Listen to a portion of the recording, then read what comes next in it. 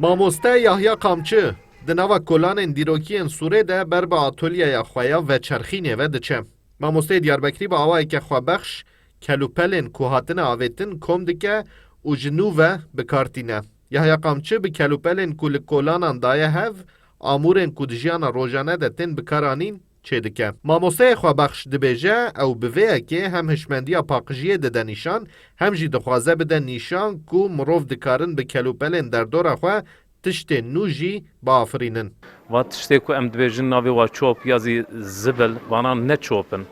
Vana em karin veçerxînin û tiştê nû ava bikin. Seva wî zî em bibêjin kî şûşeyê ku tê havêtin em ji wa mesela em radibin sandalyaya koltuğa çê dikin û piştî wê em sehpa çê dikin. Tekelê lastîkê ku tê neavêtin em wana bi heve monte dikin. Em wazî dikin weka kursiya.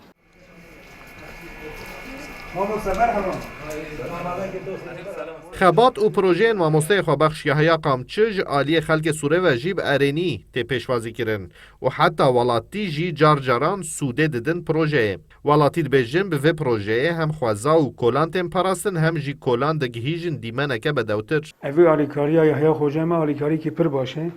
Ji bo tabiatê, ji bo doğayê em jî alîkariya wî dikin. Çi ji destê me were em jî li ber wî nin. Heyakî çû qasî yani plastikê me çû qasî naylonê me hene zarar didin doğayê. Em teva tov dikin bi alîkariya Yahya Xoca dikin. Çi ji destê me were em ber wî nin. Tabii xweşike. Ana lebe de tepediyen lebe axir bu. Mere lebe kir Paris. Ha bir para bana lebe de koltuğa çimişler babi tane. Lebe axir bu ha. Tetket lebe bin dağıtıcı bede. Ana mesela mere hatiye mesela çıkak xweşike çıkak temiz ki. Mamoste Yahya Kamçı amaje dike ku ew dixwaze atölyeyên veçerxînê li hemû navçeyên Diyarbekirê veke û xelkê teşwîqê xebatên bi vê rengî bike û balê dikêşe ku pirsgirêka tevahiya cîhanê ya girîng ew e ku ji ber xemsariya hember paqijiya xwezayê atmosfer zirareke mezin dibîne û divê hişmendiya parastina xwezayê li her deverê belav bibe. Mahir Yüksel, Kurdistan 24, Diyarbekir.